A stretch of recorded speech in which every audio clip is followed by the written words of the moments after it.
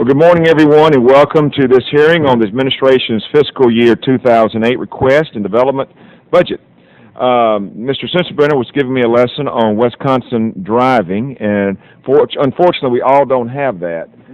So I know there's going to be some delays.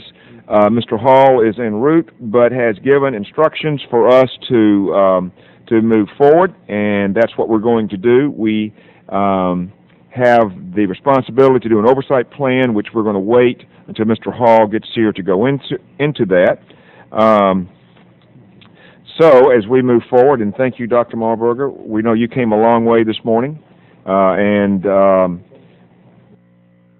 have a variety of barriers, and we thank you for getting those behind you and coming here with us. We're here today to discuss the administration's proposal for research and development funding, which really means we're here to discuss our nation's future competitiveness. You've heard me say this before, but it continues to ring true. As the father of a 5-year-old daughter, I'm deeply concerned that our children will be the first generation of Americans not to inherit a standard of living higher than their parents. We need to get serious about ensuring that our country's economic strength continues to be the envy of the world.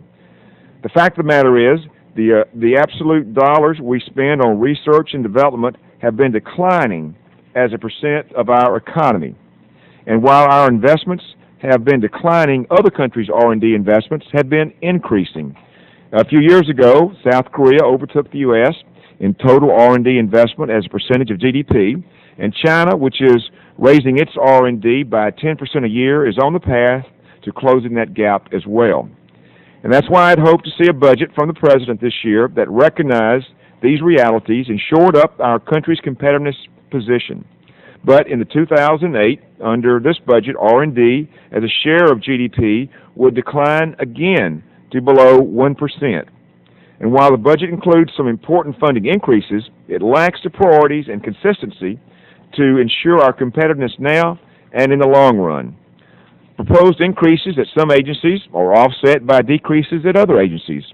Physical science or sciences are boosted within the American Competiveness Initiative, but more than offset by decreases to NASA, science programs, and to other cuts.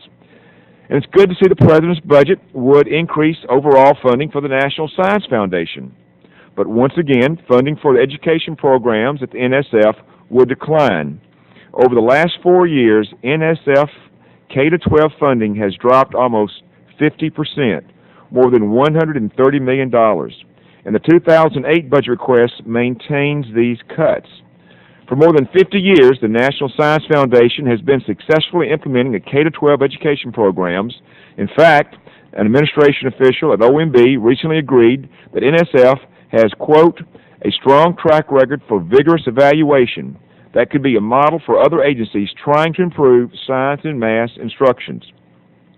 And in testimony, other reports present to this committee over the years, including the National Academy's Gathering Storm Report, the number one recommendation for improving math and science education has been improving teacher training.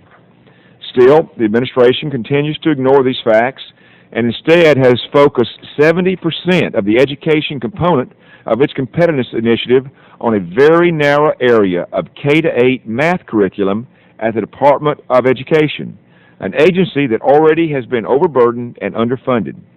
And I would like to make clear that the President's American Competitiveness Agenda does not even include a specific science education component. This is a case of misplaced priorities, and I am hopeful that the administration will reconsider scaling out the considerable experience and success of K-12 programs at NSF. In addition, while important physical science funding at NIST would increase, the President continues to refuse to see the value in two bipartisan supported programs that have proven track record in aiding small businesses and creating new jobs, the Manufacturing Extension Partnership and the Advanced Technology Program. The President's budget would cut MEP funding by more than half, and let me tell you what that would mean in the real world. It means more than 8,000 small manufacturing businesses will lose over $650 million in cost savings and $3 billion in sales. It means we won't create 25,000 jobs. And given MEP's 10-to-1 return on investment, it means a loss of over $1 billion to the economy. And all of this after losing 100,000 manufacturing jobs last year alone and 2.6 million since the president took office. The president also, once again, has proposed eliminating funding for the Advanced Technology Program, 66% of which goes to small businesses and which provides a return to the federal government of 8-to-1. This is hardly a way to maintain our economic competitiveness in the 21st century. Finally, our country's continued economic growth will depend on having access to clean, secure, reliable, affordable energy supply. And I'm glad to see that the budget would continue to boost research funding for the Department of Energy's Office of Science, even above the increase is for the office received in 2007. Basic research can lay the foundation for reducing our country's energy dependence and addressing the impacts of global climate change. But today, too much energy R&D never gets beyond the lab. Unfortunately, in the administration's budget, several energy programs that help develop and demonstrate new technologies are slated for elimination. Others with proven track records would face significant cuts. Let me give you an example. The Industrial Technologies Program at DOE sets up partnerships between the government and industry to share the cost in R&D and technological assistance. The program helps businesses reduce energy use and increase productivity. According to the Department of Energy's own analysis, this program has helped 170 new technologies enter the commercial marketplace and save $23 billion in energy cost. These results should not go unnoticed, but they have by this administration, which has proposed cutting the Industrial Technologies Program by 20%. In short, we need to get our priorities in order. 10 years from now, I want to look at my daughter and know that I did my part to help find the solution to these issues. Dr. Marburger, I look forward to hearing your testimony and discussing these issues further with you in my questions. At this time, I will recognize our distinguished ranking member, Mr. Hall, for an opening statement. Mr. Chairman, thank you, and good morning, Dr. Marburger. I'll read this opening statement to you the first time I've read it to myself. Thank you for being here. I'm sure that we're all in agreement that we're challenged with achieving a very delicate balance between adequately funding our nation's priorities while at the same time exhibiting fiscal constraint and an effort to reduce the deficit and try to bring our budget under control. Likewise, I know we are all in agreement that if we're to remain the world leader in competitiveness and innovation, we have to make the appropriate investments in research, development, technology, math, and science education. I'm pleased to see that the FY 2008 budget request continues to build upon many elements of the President's American Competitiveness Initiative, particularly with regard to substantially increasing the funding for physical sciences and engineering at the National Science Foundation, the National Institute of Science and Technology, and the Office of Science at the Department of Energy. The returns that we receive from our investments in these agencies far exceeds the cost.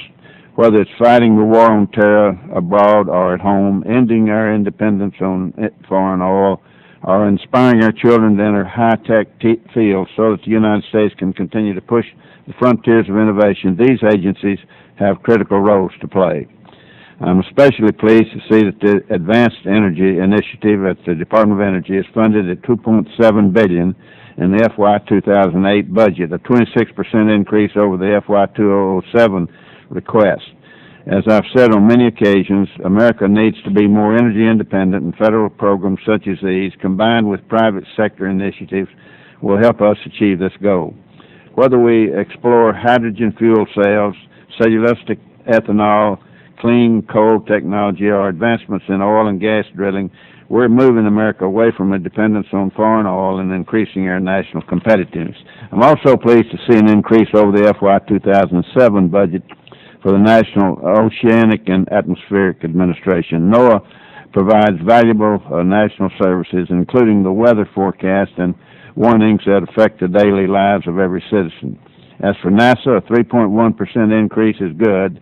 but it still may not be sufficient to ensure that we meet the 2014 goal to launch the new crew exploration vehicle. Mike Griffin is doing a great job at NASA, but the administration must acknowledge that the budgets being provided to him are fostering additional delays in fielding the new exploration vehicle. I hope you can address my concerns that further reductions in exploration system funding will jeopardize the transition from the shuttle to the CEV. I'm hopeful our committee will continue to examine the effects of underfunding this very vital and important initiative, and I certainly look forward to your testimony, sir.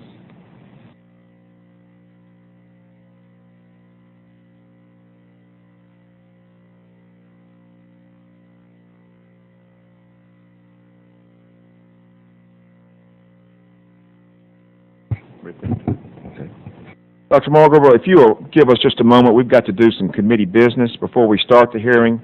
And pursuant to notice, the committee will now consider for adoption the oversight plan for the 110th Congress. According to the rules of the House, the committee must adopt its oversight agenda in an open meeting of the committee. You have before you the text of the oversight plan for the 110th. The text incorporates all suggestions, additions, and changes made at the request of the minority.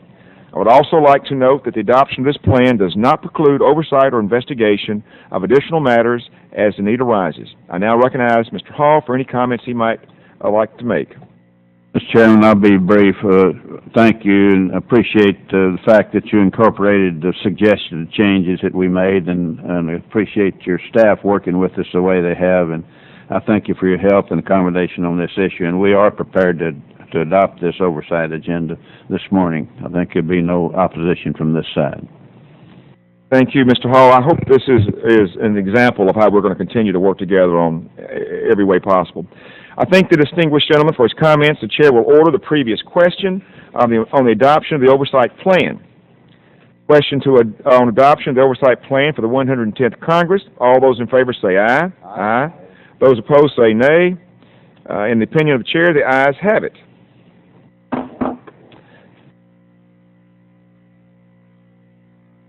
Okay, I now ask unanimous consent that all additional, Mr. Hall, I ask unanimous consent that all additional opening statements be submitted by the committee members, be included in the record without objection. So ordered. And now, Mr. Marburger, thank you. We're pleased that you've joined us as the Science Advisor to the President and Director of the Office of Science Technology Policy. Before his appointment to the Executive Office of the President, Dr. Marburger served in a very distinguished way as the Director of the Brookhaven National Laboratory and as President of the State University of New York at Stony Brook. Dr. Marburger, we greatly appreciate you adjusting your schedule in order to be with us today. Thank you, sir, and it's a great pleasure for me to be here. Chairman Gordon and Ranking Republican Member Hall and members of the committee, I'm very pleased to appear today to present the President's fiscal year 2008 research development budget. This committee has been a strong and reliable supporter of the nation's science mission, and on behalf of the administration, I thank the committee for the good working relationship it's established with the science agencies and with my office, and I look forward to working together in the future to advance American innovation and competitiveness. I very much appreciate the opportunity to make these points. I have submitted an extensive written testimony that I ask be included in the record, and I will briefly address some of the themes of that statement. President Bush's determination to balance the federal budget in 5 years requires setting priorities and allocating resources to achieve the greatest impact. Winning the war on terror, securing the homeland, and strengthening the economy remain the President's top priorities, and this year's budget once again emphasizes investments in America's future competitiveness through research and development.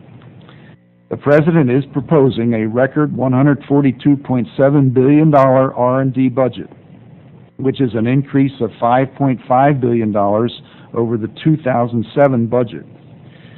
While the non-defense discretionary budget grows by less than 1% relative to the 2007 levels in the current continuing resolution, Non-defense R&D is increased by 4.25%, or nearly 7 times faster. While significant increases have occurred for defense-related development, most of the D in R&D, I do want to emphasize that non-defense research spending has grown significantly during this administration, as shown in the chart that I've placed, my able assistant has placed before you. With the 2008 budget, real growth, that is not taking inflation into account, real growth in outlays for the non-defense R&D budget is up 26.5% in 7 years during this administration. As you know, President Bush has advanced a strong agenda for science and technology in his recent State of the Union messages. Last year's American Competitiveness and Advanced Energy Initiatives, and this year's discussion of the importance of research and development to our future energy independence define priorities in research and development, science and math education, and other technology themes that are reflected in this year's R&D budget request. One of those themes is an emphasis on basic research, which receives almost $1 billion above the last appropriated level of 2006. That's $28.4 billion compared with $27.5 billion. This favorable treatment of basic research is occurring in a year of belt-tightening for many other domestic programs, indicating the high priority this administration places on the importance of this activity. The broader category known as Federal Science and Technology budget, which goes beyond basic research to capture other activities relevant to competitiveness, advances by $1.3 billion in 2008 relative to FY 2006 levels. And when only civilian S&T agencies are considered, that represents a 4% increase. If Congress funds the President's 2008 request and avoids earmarking this category, the FS&T funds, Federal Science and Technology funds available for science agency programs, will increase $1.5 billion from the President's own 2007 budget request. The American Competitiveness Initiative remains an important part of this year's R&D budget request. As you know, the ACI identifies 3 priority science agencies that have already been mentioned in opening statements: the National Science Foundation, the Department of Energy's Office of Science, and the laboratories of the National Institutes of Standards and Technology. The 2008 budget calls for a 7.2% increase on top of 2007's 9.3% requested increase. This additional $764 million brings the total 2-year ACI research incremental investment to $2.6 billion additional funding. Well, Mr. Chairman, as I prepared this testimony, the then current draft of the fiscal year 2007 continuing budget resolution, the CR, provides only about half of the first year ACI budget, about $452 million short. I think the chart shows 454, but it's actually $452 million short of the President's request. And I know this committee is as disappointed as I am at this shortfall for science. And if not corrected before completion of the FY07 process, which I'm afraid is nearing completion now, a year of enhanced and expanded high-impact innovation research will be lost, and a $1.2 billion increase would be required in 2008 to catch up to the President's commitment. I think this would be a difficult 12% increase in 2008. Well, in the past, the management of science programs has been made more difficult by the practice of earmarking. I know this committee already fully appreciates the earmarking problem and supports best practices in the allocation of research funding. As we discuss the importance of pursuing the best science to contribute to U.S. competitiveness, I hope the Congress will eliminate research earmarks in the FY08 appropriations process, as it is so commendably doing in the spirit of reform for the current fiscal year. Other important areas of research increased or sustained in this budget include climate-related science and technology, environmental systems, Earth observation systems, the Advanced Energy Initiative. I know my time is up, but I would direct your attention to my written testimony for detailed statements of these areas and also of the detailed agency budgets under the purview of this committee. Before I conclude this very brief and incomplete summary of the large and complex R&D budget, I do want to flag a concern regarding NASA and the budget danger that lies ahead for this agency, already flagged by Ranking Member Hall.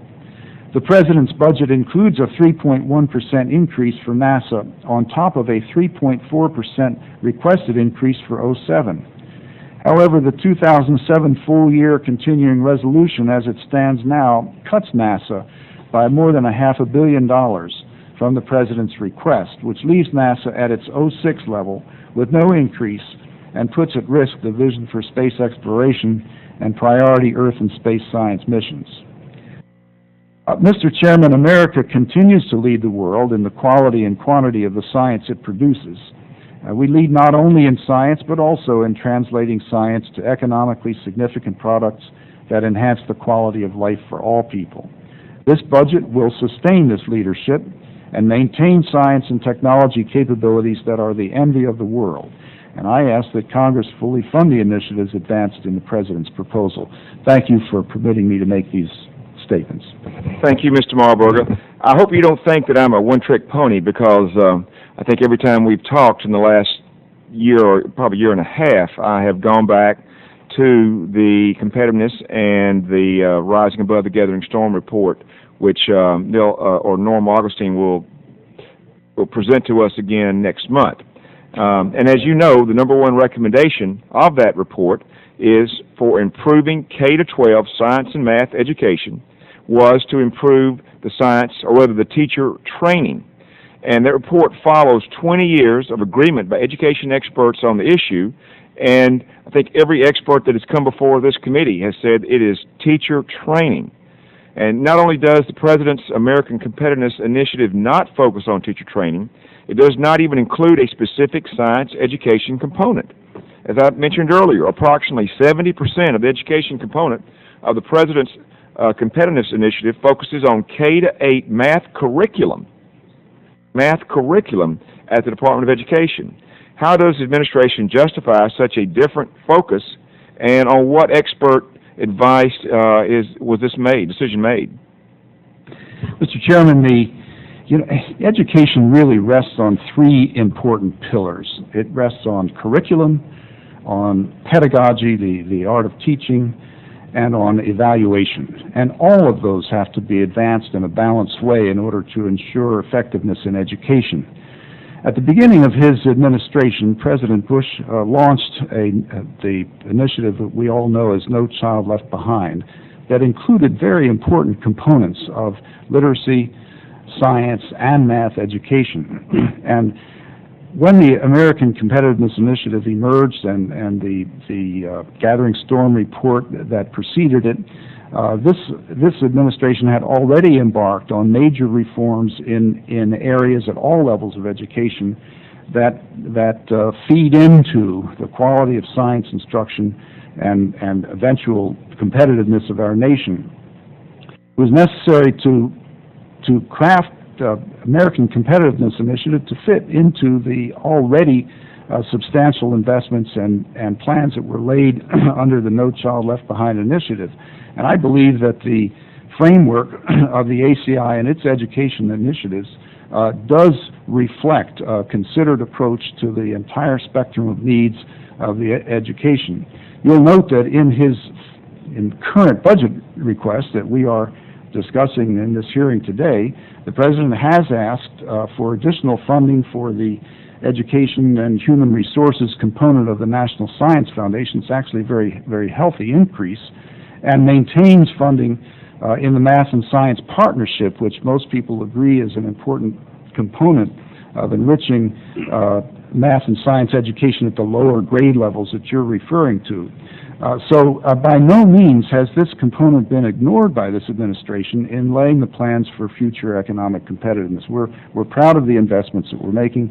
We think that we agree with Gathering Storm that there is a need here, and we feel that this budget addresses that need.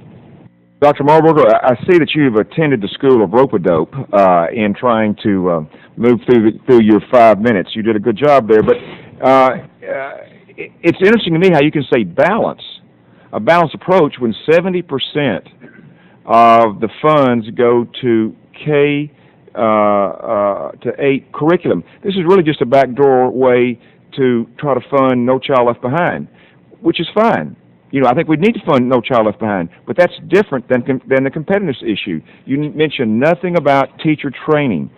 Over 50% of the teachers in this country that teach math have neither a certificate or a major in that degree. 92% of the physical science teachers have neither a certificate or a major in that area.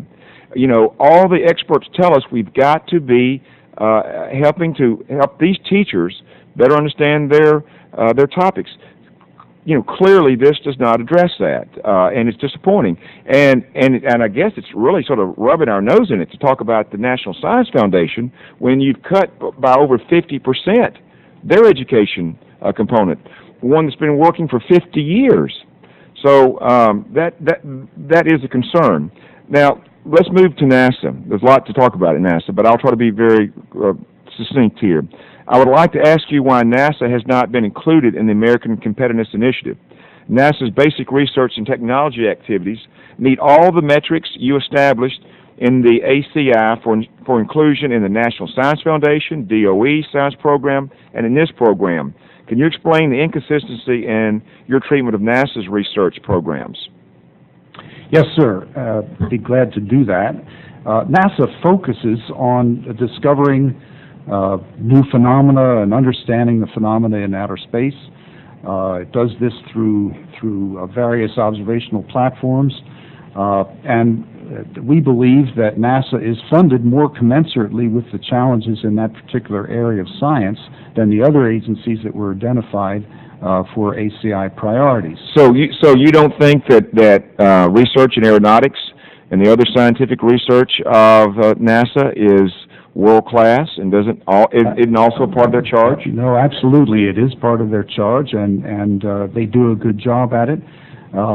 But frankly, it's funded better than the physical science in these other agencies that have been underfunded for a long time, and we need to catch up. It took a $300 million cut, another cut in aeronautics research. How are we going to get this done? How are we going to be competitive with the Europeans when the Europeans say that our planes can't land if they're not quieter, or if they're not more fuel efficient, or if they're not less polluting? How are we going to meet that challenge? I think it is important to conduct research in civil aeronautics, and I believe that NASA is attempting to address the effectiveness of the research in that area with management actions that improve the performance of civil aeronautics research. Well, let me ask you just one last question, Dr. Marburger, and we need to get on. We had a very interesting hearing yesterday from the National Academies on the decadal survey. Have you had a chance to review that? Yes, sir. We commissioned that survey. We required NASA and the National Science Foundation, I guess NOAA, to ask the National Academies to conduct the survey. So do you agree with their conclusion? I agree with many of their conclusions. Which ones don't you agree with? The one that I don't agree with was the recommendation that we put instrumentation that would address observational needs back on the NPOS satellite, which is not possible.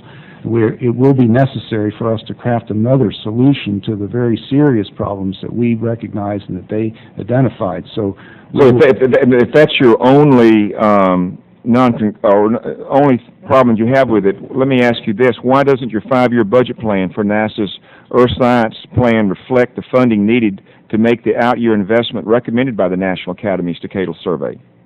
We believe that the out-year recommendations for observational instrumentation do reflect priority here.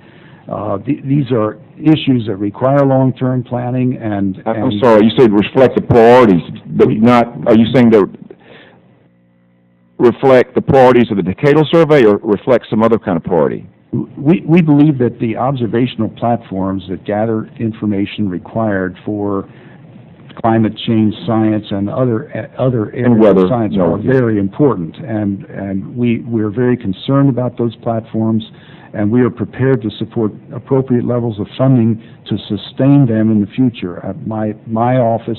But is appropriate level less than what the decadal survey recommended? It's possible. Well, it's not possible. I mean, it's the fact that it wasn't put in here. So how do you determine what's appropriate? Again, this was a 2.5-year study that was very comprehensive, and they made one recommendation, but you don't think it was appropriate?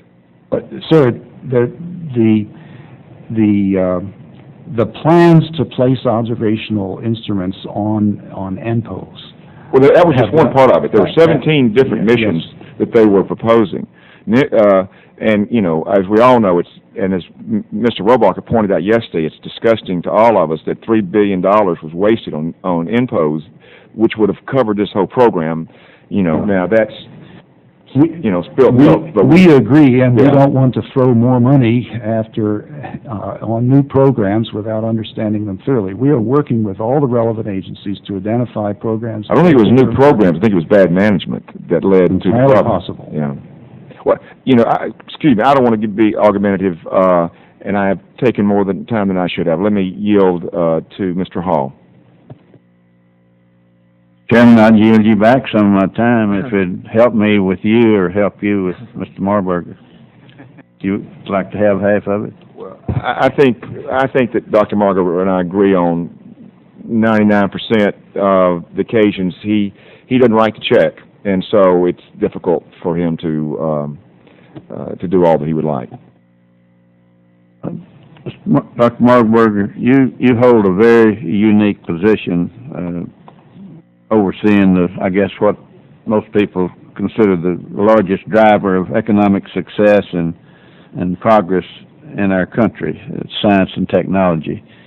And Mike Griffin, I've had visits with Mike during this session and toward the close of the last session. I'm sure our chairman has, because Mike's doing a great job, but the administration has to acknowledge that the budgets that are being provided to him are fostering additional delays. There's no question about that.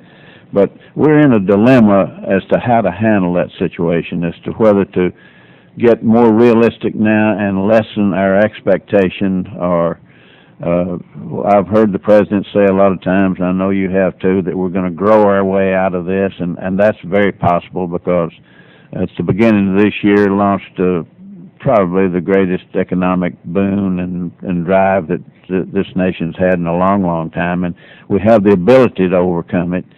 And I think the problem, what I've suggested to him, is to hold our expectations and continue to expect our expectations and not give in on them at this time. I guess, and as I mentioned in my opening statement, the funding levels for the exploration mission at NASA, reduction in this area are going to really push back the development of our next manned space vehicle and leave us with a lot longer time gap before we can have access to outer space. And I'd ask you to address the effects this gap may have in terms of our skilled workforce, as well as our ability to use the space station and our obligations to our international partners. Most of the $545 million shortfall is going to be borne by the Exploration Systems Program. And what steps has the administration taken in response to this proposal? And the letters we've written to them suggesting they put the $500 million back.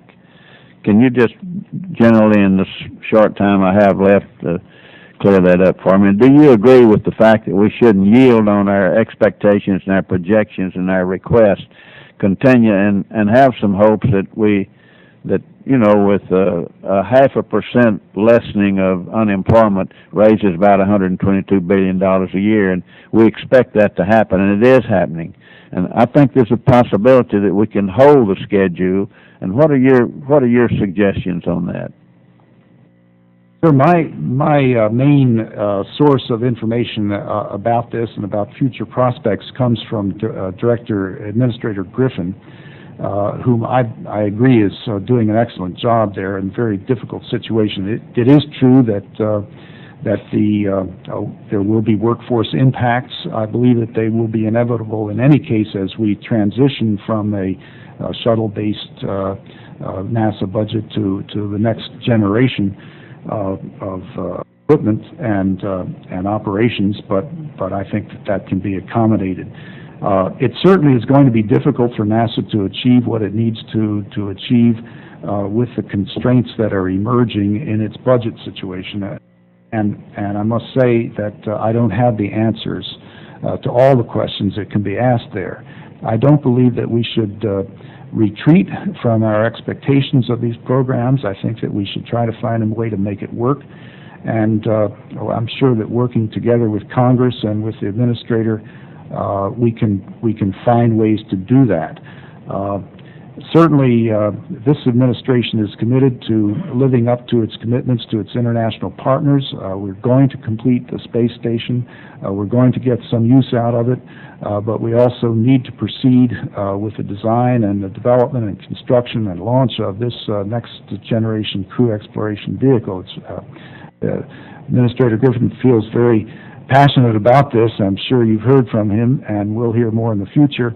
And I would tend to support his analysis of the situation. It was a bold statement initially, made in fairly good times, and it's more bold now to hold on to it, but I hope you'll encourage those with whom you work and you oversee to hold on to that, not yield to it, and lessen our expectations, because I think it's very necessary, one, to keep the international partners we have and keep our word with them. A lot of things go on completing this new bird and getting into a new era. Thank you. I'll yield back my time, Mr. Chairman. Thank you. Thank you, Mr. Hall. Dr. Marburger, I think that you will find universal respect for Dr. Griffin and his ability, but a $5 billion shortfall is just a little too much even for someone of his ability. There needs to be more money in this program. Our first person here today was Dr. McNerney. We yield to you for 5 minutes. Thank you, Mr. Chairman, and Dr. Marburger for coming down and meeting with us. I was reviewing some of the details of the budget here, and I see that there's a significant increase in the fusion energy sciences allotment. Is there a particular reason or that you think that there'd be a breakthrough in the fusion or a request from other countries? What's the reasoning behind that increase? Sir, if I'm not mistaken, that's associated with our commitment to the International Fusion Program, whose acronym is ITER, E-I-T-E-R, to which we have made an investment. This is universally regarded by the fusion science community as an essential next step for the very long path toward practical exploitation of nuclear fusion for power generation. And this is regarded as an expensive but necessary investment for our nation to make so we can participate in whatever technology comes from that program. Well, where do you expect most of the construction to be taking place, or most of the research to be taking place on that? The project itself, the device itself, will be located in France after an extended negotiation regarding the siting for this. It ended up in France. But research is taking place around the world, and the U.S. is a leader in this field. And the center of U.S. research in this field is the Princeton Plasma Physics Laboratory, operated under the ownership of the Department of Energy Office of Science. Is most of that research the tokamak type technology, or are we looking at inertial confinement? There is an inertial confinement component to the research that's sponsored by Department of Energy. But the main center at Princeton is tokamak type research and related devices. Okay, moving along, several items here. The National Renewable Energy Laboratory has significant cut in the 07 compared to the 07 budget. What's the reasoning behind that cut? I believe that the budget numbers don't accurately reflect the revenues that are expected by the laboratory. As it turns out, the way these laboratories are funded depends on ongoing awards during the course of the year. And that laboratory does not expect to experience the kinds of cuts that you might infer from the budget numbers. So they expect to receive awards during the course of the year that will add to the numbers that are shown in the book. Okay, I'm going to reserve judgment on that particular issue. I would be glad to answer in writing to give you a more detailed view of that, but as I understand it from the Department of Energy, they're not, the numbers don't accurately reflect the actual resources. Well, one of the things that didn't make sense was it looks like there's a significant increase in the solar energy budget, and yet the NREL budget's going down, so I didn't see how that can. Yes, it's even possible that some of those funds that are in the solar budget would be transferred later out to the laboratories, such as NREL. NREL is a laboratory that profits from the reallocation of those funds. They don't have a budget that's appropriated in quite the same way as other branches of the government. Okay, again, I reserve judgment on that one. Why the significant cut in geothermal power this year as well? I'm not sure about that. I think that one of the reasons is that geothermal power is not regarded as it's regarded as an important ancillary power source, but not one of the power sources that's likely to have a very large share of alternative energy in the future. So there is some scaling back there and some increase in some other areas that are scaled up. We try to respond to proposals from the Department of Energy, who are the experts in this area.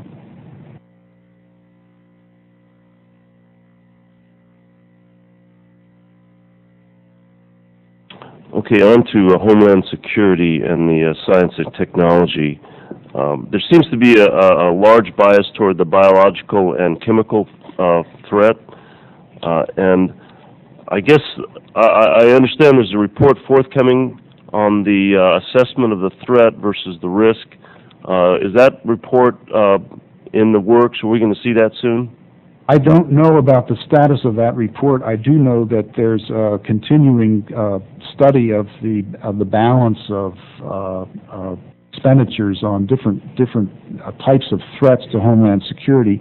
It's a relatively recent new director of the science area there in DHS who's restructuring the units and undoubtedly will have something to say about this. So I'd be glad to answer. There's some statements in my testimony about it, but I'd be glad to answer. I think that the details of that would require a written response to a question I'd be glad to provide. The gentleman's time has expired, but let me make everybody aware that certainly any written questions can be submitted to the witness. And the gentleman from Georgia is recognized for 5 minutes. Mr. Chairman, thank you.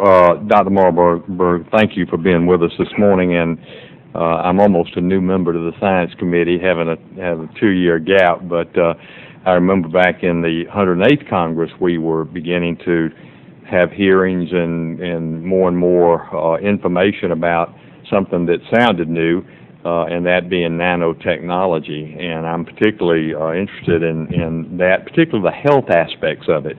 As a physician, still am a physician, but not practicing, and also as a graduate of Georgia Tech, the Georgia Institute of Technology in Atlanta. And you know, there's a lot of research and development going on there at Georgia Tech, and I noticed that over maybe the last 7 years that the amount of funding for nanotechnology has in fact tripled. I believe the current amount in the president's budget proposed is almost $1.5 billion. I'm pleased with that. But I would like for you particularly to address this issue about the health potential of nanotechnology, and I noticed of that increased funding in that budget, a large portion of it, after you get out of the National Science Foundation, the Department of Health and Human Services is, I think, $5.7 million, 28, almost 29 million under the National Science Foundation. But tell us, it's not really a question, but discuss with us a little bit about what are the health concerns as we continue to develop this technology, and I'm absolutely convinced that it's something that we need to do, but if you could talk a little bit about health concerns in regarding that. Yes, sir. The health concerns are similar to health concerns about new chemicals or new chemical products that may escape into the environment and affect drinking water or the atmosphere or domestic or interior spaces. And the means that we have to address those concerns are similar to what we do now for the chemical or bio industries, and through the EPA and particularly and establishing standards for industry. All of these relevant agencies participate in the National Nanotechnology Initiative, and their activities regarding health impacts are monitored. We have conferences and forums and monitor the literature and try to make sure that there is investment by those agencies in the necessary research. So NIST and EPA, National Science Foundation, and National Institutes of Health are all making investments that are relevant to understanding the health impacts. Nanotechnology does produce materials that are unprecedented, are new, and whose health effects have to be studied. So it is important to make investments in this area. We've been watching the investments that the agencies make, and they are rising. Probably they are rising about as fast as the capacity of the research community to do the work.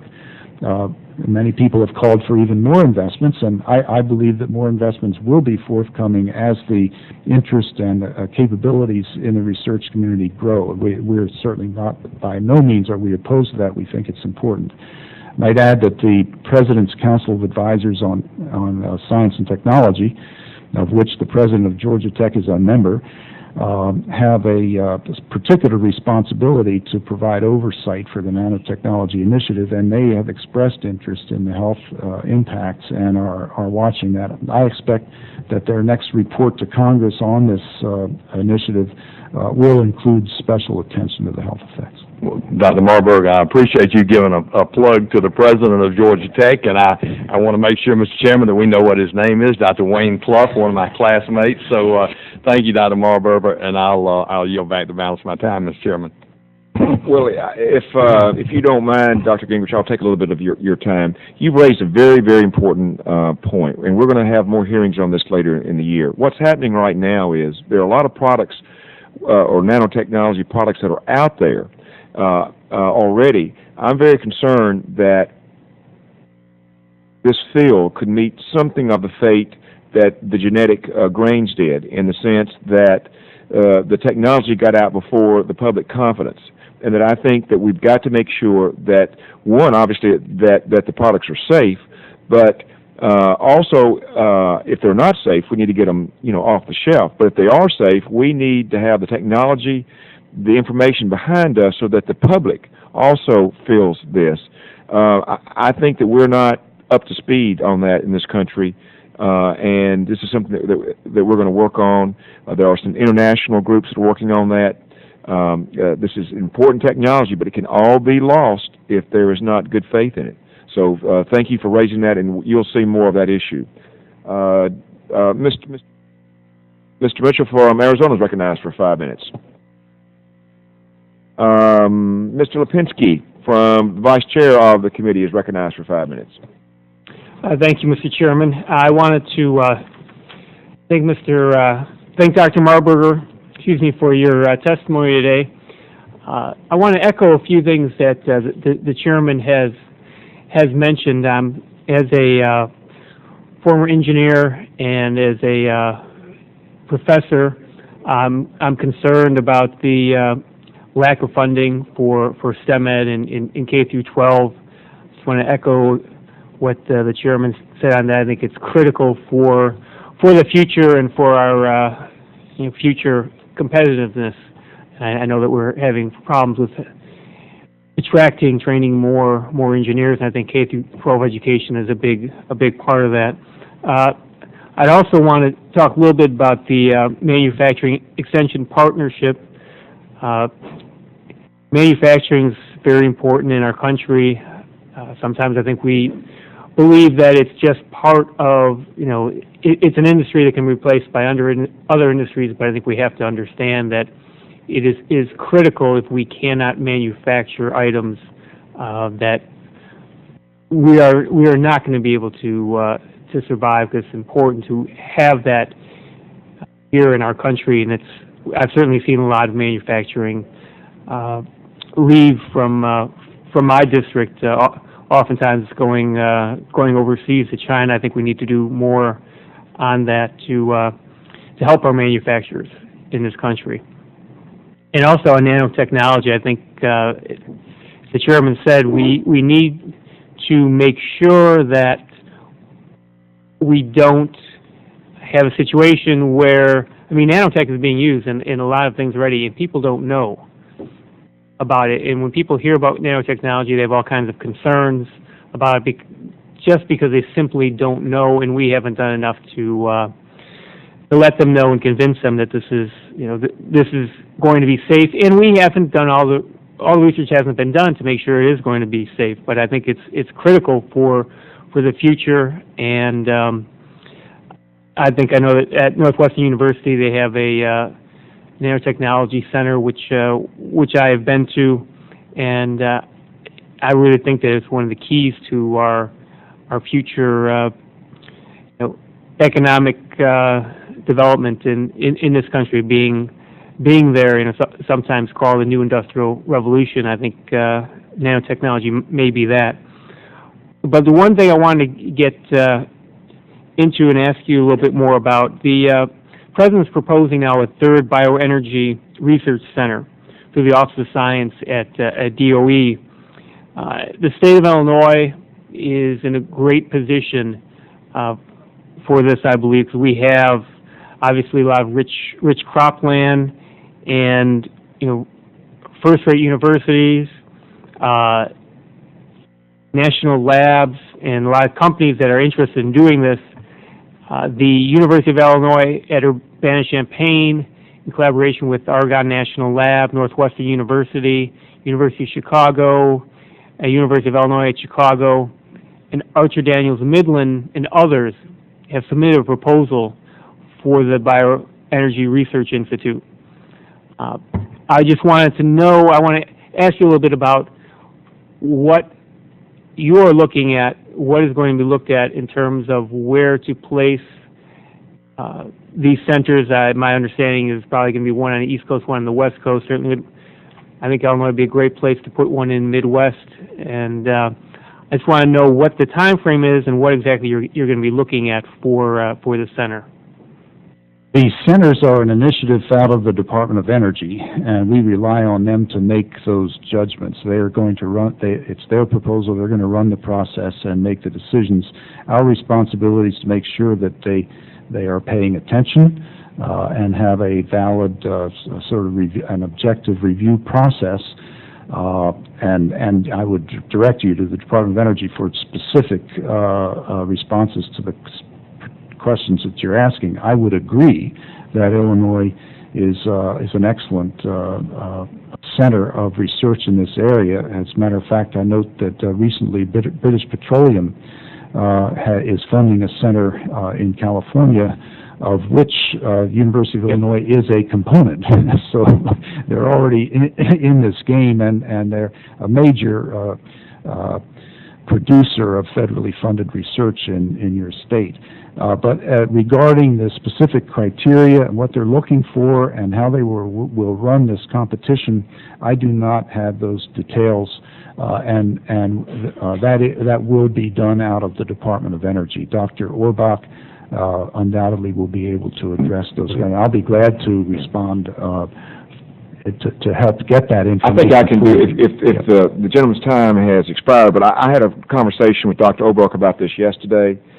His response was that by virtue of his charge that he could not really say where it's going because he didn't know quite yet, that I think all the applications had to be turned in December, and that they were reviewing those, and I think in the next 2 or 3 weeks they're going to make recommendations for the 3 three locations. Thank you, Mr. Chairman. I want to thank Dr. Marburger also for mentioning the collaboration between University of Illinois, University of California, and BP on that center. Something else that I wanted to mention there. Thank you. Mr. Aiken is recognized for 5 minutes. Thank you, Mr. Chairman. Dr. Marburger, one of the things that I run into, I'm on the Armed Services Committee as well. We work with a lot of small defense contractors in the St. Louis area. And there's been a fairly consistent pattern as I've had a chance to visit them and ask them about what their concerns and priorities are with the lack of being able to find engineers. They said about the only engineers are is you got to go to China or India or something to get one, and that we're not producing enough. Now, that being the case, if there were, this was something they used to do in Harvard Business School for case studies. They say, don't tell me the second or the third most important thing you do. If you had to pick one thing that the federal government might do that would influence this, what would be the single biggest thing that you would suggest? If there, and even if, and you don't have to buy the premise either. If you think the federal government shouldn't be involved, I'm inclined to think it that way too on many things. So whatever you think. Well, let me just mention one big thing that we strongly support, and that's the Department of Defense's National Defense Education Program, which is scheduled for a big increase in this budget. You may recall that in my generation, when I was going to college, the National Defense Education Act made it possible for a lot of young people like myself to go into science and engineering fields, and we expect that that same phenomenon will happen. This is something that strongly affects the Department of Defense. They have a need for U.S. citizens to be engineers, and they're willing to fund these programs and ask to request. What exactly? The programs just encourage kids to get into science, or are they more scholarship? They're more like scholarship programs, as I understand it. But there is also a very strong correlation between sponsored work in engineering and physical science areas and the degrees granted. So I regard the ACI itself as providing a major stimulus for the production of engineers that does respond to this widely recognized need for increased engineering production. Just along the same lines, one of the things that my kids were involved with a year or two back was a robotics competition. I know, I mean, I'm an engineer, but it might not be the best way to get engineers. My engineering came from a horrible experience with Latin in 8th grade, and I decided engineering was the one place you didn't have to learn a foreign language, so that's why I went there, and I didn't know anything about calculus at the time, that it was worse than a foreign language. But anyway, I guess if I had to pick something, one of the things that the kids really like is gee whiz sort of displays and exhibits and things, and I'm just wondering, do we have anything like the robotics where kids get that hands-on? They don't sit in a boring classroom, but they get to, particularly guys, are very want to learn by doing stuff. Do we have a way to sort of open the doors of all of the different really incredible scientific things that are going on for kids? Most agencies that fund science or science centers or have federal laboratories also have ancillary education programs, little museums or teacher training centers or hands-on experiences. And all of these sort of educational experiences are currently being reviewed under the auspices of Department of Education and the relevant agencies.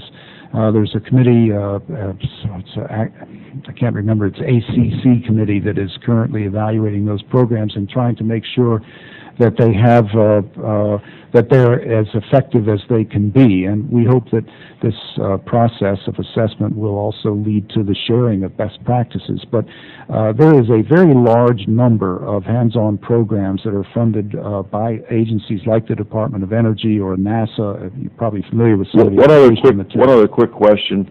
One of the things that happened in secondary education was that we changed the way we did testing. And we did it so we could fudge. We love to fudge numbers. Americans love to fudge on the rules. And what we do is we change the basis of the tests every year. So we don't really have any benchmark as to how well we're doing or not well we're doing. My sense is that secondary education is falling very, very short in maths and sciences. At least even 7 years ago when I was a state rep, the heads of the universities all came and cried about the quality of the students they're getting out of secondary education in the state of Missouri. I assume that may be a national pattern. Any thought on that subject? Yes, the ACI does have specific components addressing the improvement of teaching of science, particularly at the secondary level, and there's an adjunct teachers corps proposed and programs to prepare teachers to teach advanced placement subjects as an example. Thank you, Mr. Chairman. Yes, sir. Again, Mr. Ake, I don't want to take too much time. You raised some very good points. This committee is going to address that with, and I don't guess you were here last year when Norm Augustine reported on his Rising Above the Gathering Storm. They've laid out a blueprint for us, and I think we're really going to take an initiative there. Unfortunately, a lot of those GWIZ programs within the administration are being cut back at this time, which is unfortunate. But there is some good news. The Department of Energy, within their science office, they're starting a program where they're going to bring in science teachers to the various labs. They'll come in for the summer, have a program there, and then the next year they will bring their students into the lab. I think it's really going to help to inspire those, because every scientist that's come before this committee has said the reason they got into science was the inspiration of either a teacher. Sometimes it was a gee whiz, but mostly it was a teacher. And by combining those, that if we don't do anything else this year, we need to get that done. And I hope that we'll all work together to accomplish it. And Mr. Baird, Dr. Baird is recognized for 5 minutes. Dr. Marburger, thank you for being here today and taking so much of your time. I'm going to give you 2 questions, and you can parse out your answer accordingly. First of all, I'm interested in whether it's your belief that NSF should maintain its predominant role in terms of the science education side, or should that be shifted over to the Department of Education. I'll share my, not a bias, it's just an evidence-based belief, a judgment, that NSF actually has a strong tradition and is certainly the preferred source. I've spoken to many educational institutions, and they would not like to see the NSF education mission shifted over to the Department of Education. So I'll put that out and would welcome your response. Second part is it your belief that the NSF should continue its responsibility for the ice-breaking mission up north, given that basically it's essentially a pass-through to the Coast Guard? Should not that mission be responsibility shifted directly over to the Coast Guard to let NSF focus its resources and management on more core missions, and possibly have more flexibility regarding its data collection in the Arctic region, other than just ice breaking? Great.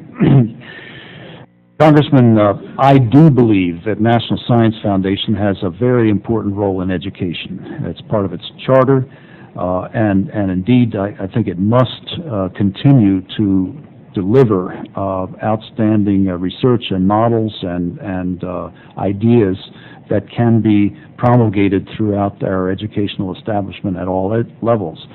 Education is a very big issue here. It's a very large phenomenon in society, and there's a lot to do, and there are different types of things that need to be done. We do have a Department of Education that has a major role to play in the development of best practices in the classrooms throughout the country. And I believe that the Department of Education and the National Science Foundation have to work together to deliver the parts of the needs, to address the needs that are relevant to their specific missions. And I think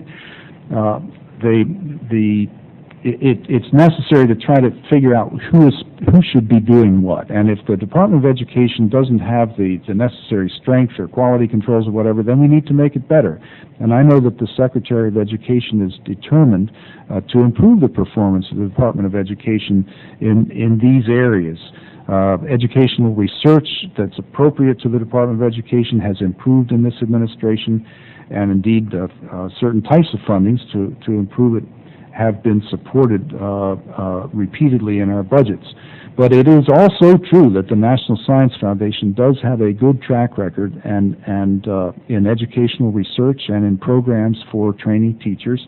And we think that they should continue to do that in their appropriate domain. But I do not think that it should all be done out of the National Science Foundation, and I don't think it should all be done out of the Department of Education. But we need to work together on this to make sure who should be doing what. So let me answer the icebreaker question briefly. It will be necessary for this nation to maintain its capacity for ice breaking and for access to the poles for many reasons. And it is essential for the National Science Foundation to have access to ice breaking capabilities. Now, from my perspective, I don't care how they get it, particularly. I don't think that, I think that the main concern is to spend the money wisely. And if that means giving it to the National Science Foundation, having them procure the service, then so be it. If it means giving the money to the Coast Guard and having them do it and then provide the service, then so be it. But I think it's from the highest level perspective, it's money is money. If we can save money and have more of it for science, then I would go with that. So we sponsor interagency discussion on this, and we've been working the issue and trying to foster a path forward. I know it's currently under intense scrutiny, but the report from that group that's working it hasn't been delivered yet. It's under review, and I will support whatever the interagency agreement is on it. I can't say how it will come out. Thank you, Doctor. I share the premise. I don't necessarily have a dog in the fight. I just think if we can spend the money more efficiently and let NSF focus on its core mission while still having access to the polls, that makes a lot of sense. I'll go back. Thank you, Mr. Baird. I have to say I agree with Mr. Marburger that there should be some balance. But the fact of the matter is that the National Science Foundation's 50-year program, successful program, has been cut by 50% just in the last few years. That is not balance. Mr. Chairman, if I may. Yes, certainly. The other thing I want to underscore that Mr. Marburger, I appreciate the notion that the Department of Education has to work with NSF on this, but I just want to underscore, I've met in the last few weeks with probably 30 or 40 provosts of some of the leading institutions, provosts, research directors from some of the leading institutions in this country, colleges and universities. They're almost unanimous that NSF should be the focus of teacher training in the area of sciences. And that's where the mission should come from. And they also actually advocate increasing collaboration and cooperation between the discipline-focused sciences and the education side, but they think that the origin and aegis of that should be NSF, not Department of Education. Thank you. We hear it over and over, before this committee and at home, over and over. My friend from California is recognized for 5 minutes. Were you referring to me? It depends on what your question is. Let me, before I ask my question, just note, Dr. Marburger, that when we're talking about education, and this was driven home to me yesterday, I'm trying to expand nursing programs at our junior colleges in my district, in our area, and I said, well, and the reason why it is so difficult for our junior colleges to do that is that the unions of the professors of these various colleges are saying, no, you cannot pay someone who's teaching nursing and medical type of courses more money than you pay someone who's teaching English literature or history, and thus when we have this dramatic shortage of nurses, we are unable to establish programs that will result in more nurses for our society. And there are wonderful jobs that are available for people with nursing degrees and teaching, and very few jobs that are available for people with English literature degrees. And just yesterday, I was trying to meet with the educators from my area on that issue. And the same is true with science education and mathematics in high school and junior high school. We are if we could just break through this this hold that unions have on everybody has to be paid exactly the same, whether you teach basket weaving or physics, we would have better teachers going in to these fields, and it wouldn't cost a lot of money. And that's just one thing that I'm just throwing that out.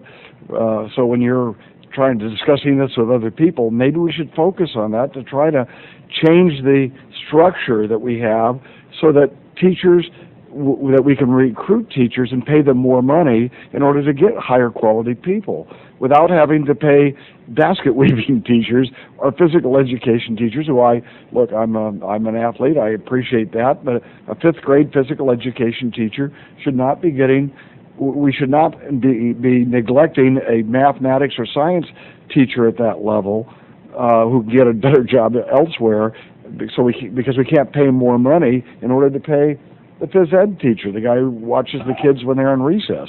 So anyway, that's a thought.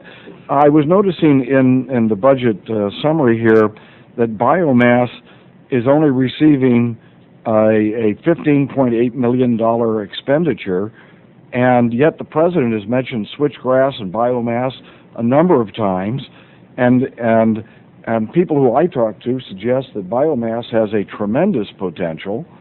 And in fact, I noticed then you've got $160 million for fusion energy research.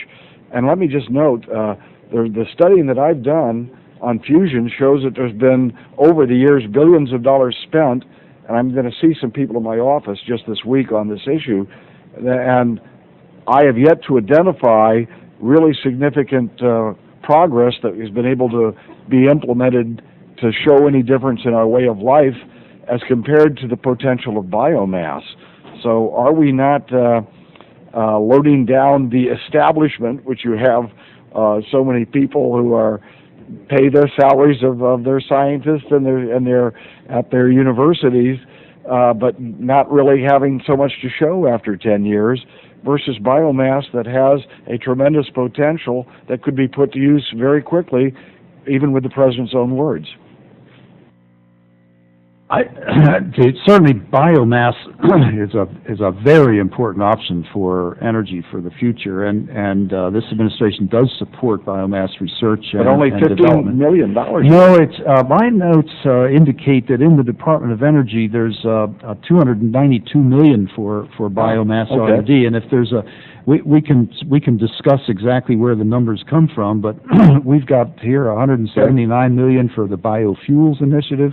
There's an additional $113 million in supporting basic research and this is directly related to the cellulosic issue, which we really need to have breakthroughs in if we're going to make this. So we have a disagreement about the numbers that we can. Okay, I'm just reading the figures then, and I appreciate you. It's easy to do. Yeah, I appreciate you clarifying this.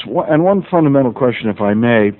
We had this hearing here yesterday with the decadal report, which was very impressive, and I was impressed by the fact that they offered practical suggestions rather than just shovel more dollars in our direction, and which is far too often what people are just suggesting. Shovel more dollars, we're going to have progress. They actually made some very tangible recommendations, and they made some observations about the minimum necessary to do this and that to accomplish very admirable goals, and not just some, we're going to prove global warming, but instead we're going to determine weather, how we're going to affect people's lives, etc. But here we have $500 million, which they claim they need to spend more. And I mentioned that we had this, of course, $3 billion overrun with NPOS, which is very disheartening. But along with the NPOS, we have to recognize there's a war going on in Iraq. And today I'm supporting the president's request, the surge request. And I've had to do a lot of praying about this and a lot of thought about this, because we're talking about, Mr. Chairman, we're talking about billions and billions of dollars every month.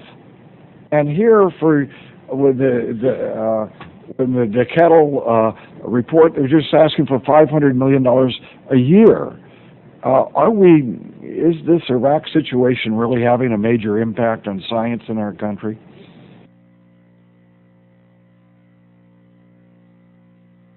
I'm not sure that's a scientific question. Congressman, I try to work within the realm of possibility and the practical. What I can say is that the United States is spending an enormous amount of money on research. We far outspend any other country and all of Europe on our research budget. And so there's a lot of money on the table. And it is not just a question of dollars. Actually, Chairman Gordon has made this point. There is a question of priorities, and we have to negotiate and discuss what the priorities are and try to come up with something that we can agree to fund. And I think we will do that. But it's not just a question of money. We've got to spend this money wisely. As science becomes more expensive and there's more and more demands for whatever funding we put on the table, I think we owe it to the American people to do the best job we can at identifying what's the most important thing, what's the most important way to spend the money, and that's what I'm dealing with. So I would say that science is doing very well in this country, but we need to keep our eye on the ball and make these adjustments as we go along to make sure we're spending it in the right place. Well, thank you very much. I won't push any further on that question. The gentleman's time has expired. I will say that I guess the good news and bad news is that, yes, the country is spending a lot of money on science. However, as a percent of our GDP, it is continuing to go down, and it is lower than many other countries. But to the administration's defense, research, math research has been a priority, and I think that hopefully we're going to see some breakthroughs there, particularly in the areas of new enzymes. And I yield to 5 minutes to Dr. Ehlers. Thank you, Mr. Chairman, and welcome back, Dr. Marburger. I'm pleased to see you here, and I hope you will soon be fully recovered. As you know, I've been very active in STEM education, science, technology, engineering, math education. We formed the STEM caucus. We have over 100 members of Congress as members, and the Senate has decided such a good idea they started their own. So it's no surprise that I will be asking about some issues relating to STEM education. First of all, just for starters, how, if at all, is the work of the Academic Competitiveness Council reflected in the fiscal year '08 budget request for STEM education? And as you know, they were appointed to advise the administration on many of these issues. And I'm not sure they've fully reported yet, but has their report? Yeah, very briefly, the work of that committee was going on more or less in parallel with preparation of the budget, so it did not have an opportunity to have a major impact on it, but I don't doubt that it will in the future. I appreciate that, and I hope it will have a major impact on the budget. Another issue is regarding the National Science Foundation educational programs. And, I don't hold you responsible for this because I know who was responsible for the past decisions in which money was basically taken away from the National Science Foundation education effort and moved over to the Department of Education. And I have absolutely no problem with the Department of Education, after many years without much interest in this, finally showing an interest, and I appreciate Secretary Spelling's good work on it, her very hard work on it, and her very strong feelings about doing it. That's not the point. The problem is, as I told her, why take the money away from NSF? They are the ones who've been doing it for 50 years and have done an outstanding job. They are the ones who will be doing it 50 years from now, whereas Department of Education changes much more rapidly, and with the new president coming up, we may not have a math science effort in the Department of Education. I appreciate what you have been able to do with the NSF budget, but I want to emphasize, and I hope you will agree with this, that this is a major issue. NSF has done great work on it. The interesting thing is they also do the groundbreaking work and the best evaluative work of anyone in the business in this country or other countries. And I hope you can join with us in making the entire administration aware of this and help us in our efforts to increase funding for that part of NSF as well as the other increases they've received. I'd appreciate your comments on that. I think this year's budget request by the President for the National Science Foundation it should be good news for those who value the education component of NSF. It does respond to favorable reviews of the quality of the work that NSF does, particularly in the areas that you mentioned, Congressman. In that respect, some of the work that was done in connection with the ACC exercise did affect thinking about the value of that work and the quality of it in NSF. And so this year's budget does reflect increases for the education and human resources section of the National Science Foundation. I expect that will continue.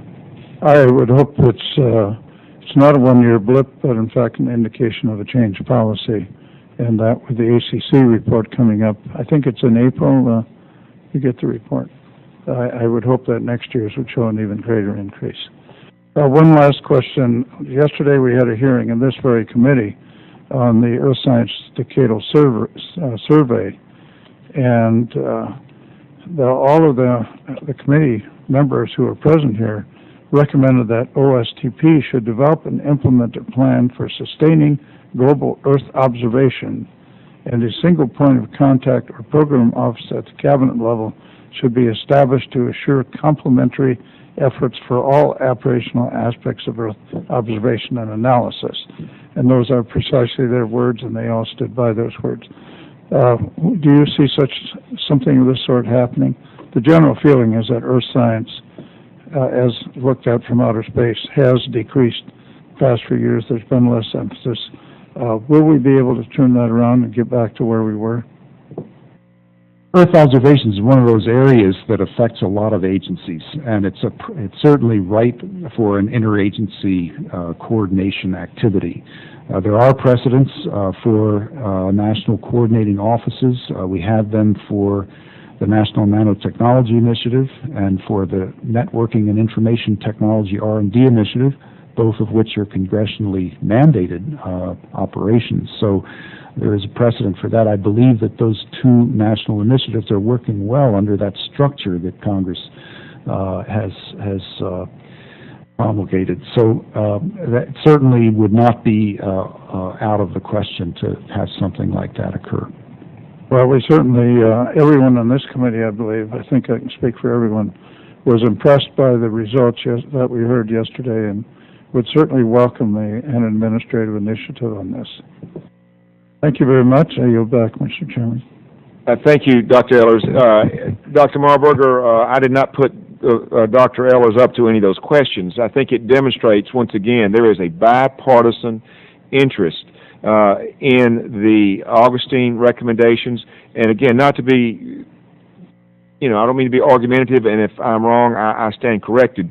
But your office and the President had those recommendations long before this budget came up. Those recommendations were ignored. They are not reflective of this budget.